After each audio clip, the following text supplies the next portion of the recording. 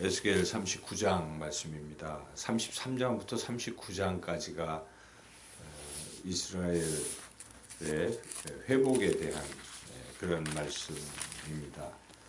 이제 38장, 39장이 그 결론 부분이라 말할 수 있겠습니다. 이스라엘이 이제 회복되어 가는 과정에 이 곡이라는 여기 마곡의 곡이 침략을 해서 다시 이스라엘을 어렵게 하는 듯 했지만 하나님께서 개입하셔서 그 곡을 완전히 전멸시키심으로써 이스라엘에게 완전한 회복을 이제 주신다. 그것이 38장, 39장의 내용입니다. 38장은 바로 그 곡의 그 멸망에 대해서 이렇게 말씀을 했는데요. 하나님께서 심판하시겠다라고 말씀하셨는데 39장은 좀 더 자세하게 어떻게 구체적으로 이 곡을 멸망시키시는지를 또 예언하고 있습니다. 그래서 이 내용을 보면은 1절에서 24절까지가 바로 그 곡의 멸망을 어떻게 시키는지를 기록하고 있는데요. 여기 보면은 이 1절에서 8절까지 하나님께서 그들을 이렇게 심판하시겠다 이렇게 말씀하시죠. 그런데 이제 이스라엘이 그들을 이제 어떻게 또 처리하는지 9절부터 이렇게 쭉 나오는데 7년 동안 그들의 무기를 다 태워버린다 하는 내용이 이제 9절, 10절에 이렇게 나오고 또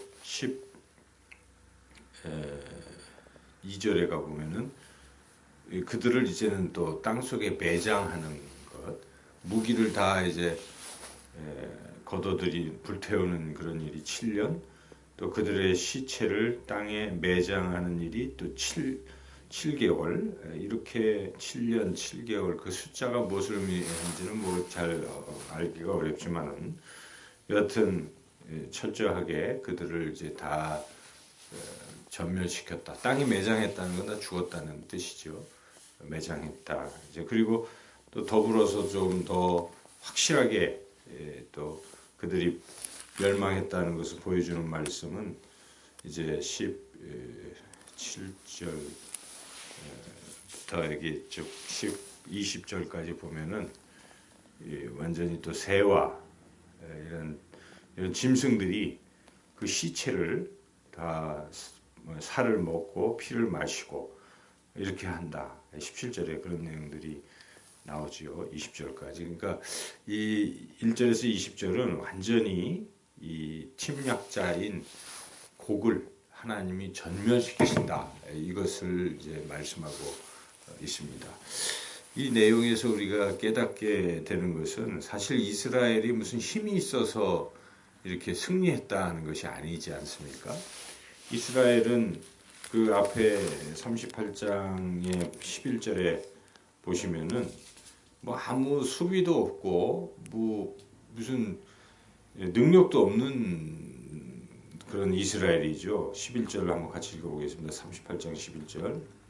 말하기를 내가 평원의 고을들로 올라가리라. 성벽도 없고 문이나 빗장이 없어도 염려 없이 다 평안히 거주하는 백성에게 나아가서, 그러니까 뭐 문도 없고 아무 방비책도 없다는 것이죠. 그냥 그렇잖아요.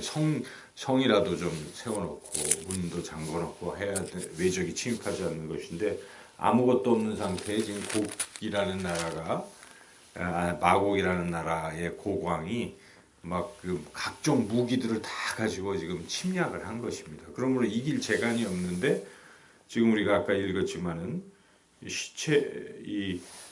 그 무기들을 9절에 보면 다 불태우지 않습니까? 이스라엘 백성이 그 사이에 무슨 이스라엘의 어떤 힘이 생겨서 이긴 것이 아니고 이것은 결국 하나님께서 개입하셨다는 것을 나타내고 있습니다. 하나님께서 이기게 하셨다 하는 것이죠.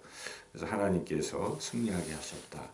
우리가 지금 북한이 핵이라든지 미사일이라든지 각종 그 어떤 무기 또 미국은 무슨 랩터 그 F-22 스텔스 전투기, 또 중국은 그걸 또 깨뜨리는 레이더망을 또 가지고 있다는, 뭐 이렇게 지금 무기들의 이야기가 우리 주변에서 이야기되고 있습니다. 우리나라가 가지고 있는 것은 별로 얘기가 안 되는 지금 이런 상태죠. 사드, 미국 무기 사드를 배치하느냐 마느냐, 뭐 이런 틈바구니 속에 우리가 있는데, 그런 거 가지고 해결되는 게 아니라는 것이죠. 하나님께서 그런 무기들은 다 불태워버릴 수, 없애버릴 수 있다는 것입니다. 그래서 하나님께서 개입하셔야 합니다. 그래서 우리가 이러한 위기에 할 수 있는 것은 하나님을 의지하고 하나님께 간절히 개입하시기를 기도하는 것이 최선이다 하는 것을 우리가 깨닫습니다. 이와 같이 그러한 악한 세력을 하나님께서 철저히 진멸하신다 하는 것이고, 왜 하나님은 이렇게 악한 세력을 진멸하실까? 두 가지죠. 하나님의 백성을 회복시키시는 것과, 그리고 또 하나 중요한 것이 있습니다. 그것은 하나님의 영광을 드러내기 위한 것이다. 영광을 회복시키시기 위한 것이다는 것이죠. 그래서 여기에 이렇게 뭐 할 때마다 이 끝부분에 반복되는 후렴구 같은 것이 있어요. 예를 들면 6절, 7절 뭐 한번 읽어볼까요? 내가 또 불을 마곡과 및 섬에 평안히 거주하는 자에게 내리니 내가 여호와인 줄 그들이 알리라. 7절 내가 내 거룩한 이름을 내 백성 이스라엘 가운데 알게 하여 다시는 내 거룩한 이름을 더럽히지 아니하게 하리니 내가 여호와 곧 하나님 이스라엘의 거룩한 자인 줄을 민족들이 알리라. 온 세상 이스라엘이 하나님의 이 거룩한 이름을 알게 하시려고, 하나님의 영광을 드러내시려고 그렇게 하신다 하는 것입니다. 그래서 그런 말씀이 또 21절 계속 또 반복되고 있습니다. 그래서 하나님께서 22절에 보면 여기 모든 민족들이 내가 행한 것을 알게 하고 여호와 자기들의 하나님인 줄 알고 이렇게 하신다 하는 것입니다. 그래서 하나님께서 이런 회복을 하시는 것은 하나님의 영광을 다시 나타내기 위해서 그러신다. 25절에도 보면은 이스라엘 온 족속에게 내가 이제 내 거룩한 이름을 위하여 열심을 내어 이렇게 말씀하고 있지 않습니까? 또 27절에도 그들로 말미암아 나의 거룩함을 나타내리라. 28절 끝부분에 내가 여호와 자기들의 하나님인 줄 알리라. 이와 같이 하나님의 영광을 나타내기 위해서 악한 세력을 멸하신다는 것입니다. 지금 이제 상태는 이스라엘이 어찌 보면 하나님의 백성이라고 하는데 바벨론의 포로로 끌려가서 아주 초라한 상태에 놓여 있는, 이것을 세상 사람들이 보면은 뭐 하나님도 별것 없구나, 자기 백성을 저렇게 만들어 놓고 무능한 하나님, 뭐 숨어 계신 하나님, 이렇게 하나님을 이제 폄하하거나 무시하거나 조롱할 수도 있는 것이죠. 그래서 하나님이 그렇지 않다.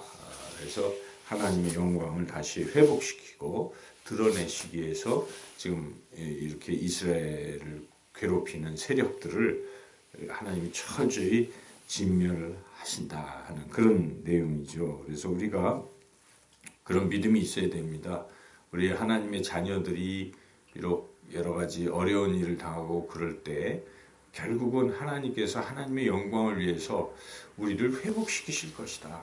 지금 교회가 아주 지금 그런 밟힌 소금과 같이 이제 그러한 처지이긴 하지만 우리 하나님, 그래서 하나님의 이름을 지금 더럽히고 있지 않습니까? 그렇지만 하나님께서 다시 교회가 교회다운 교회로 하나님의 백성들로서 회복되도록 그렇게 하실 것입니다. 그것은 하나님의 영광을 위해서 그렇게 하신다는 것입니다. 그리고 결국은 이제 여기 이스라엘을 회복시키시겠다 하는 것을 마지막으로 말씀하고 있습니다. 지금은 이스라엘 백성이 포로로 끌려가 있지만 그들을 다시 평안하게 돌아오게 할 것이다 하는 그런 것이죠. 그래서 28절 같이 한번 읽어보겠습니다.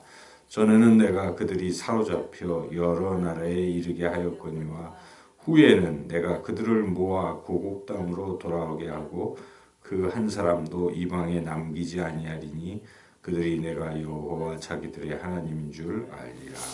반드시 회복시키시겠다는 그런 약속의 말씀입니다. 지금 이 말씀을 누가 듣고 있겠습니까? 바벨론 포로에 끌려가 있는 그 사람들이 듣고 있는 것입니다. 그들이 지금 족군 멸망했고 자기들은 포로로 끌려가 있고 앞으로 어떻게 살 것인가 하는 이 절망 속에 있는 이런 상황에 하나님께서 에스겔을 통해서 너무 좌절하지 말라. 너희들이 때가 참에 다시 온전하게 회복될 것이다 하는 소망의 말씀을 주고 있는 것입니다. 그러므로 우리가 인생을 살면서 때로는 절망 가운데 어려움 가운데 빠질 수가 있습니다. 그럴지라도 우리에게 꼭 필요한 것은 소망입니다. 절망 가운데서도 반드시 때가 되면 하나님께서 회복시키실 것이다 하는 이 소망을 가지고 사는 게 크리스찬입니다. 소망을 잃어버리면 뭐 다르지 않아요. 아무것도 차이가 없습니다. 세상 사람과. 우리는 한 가지.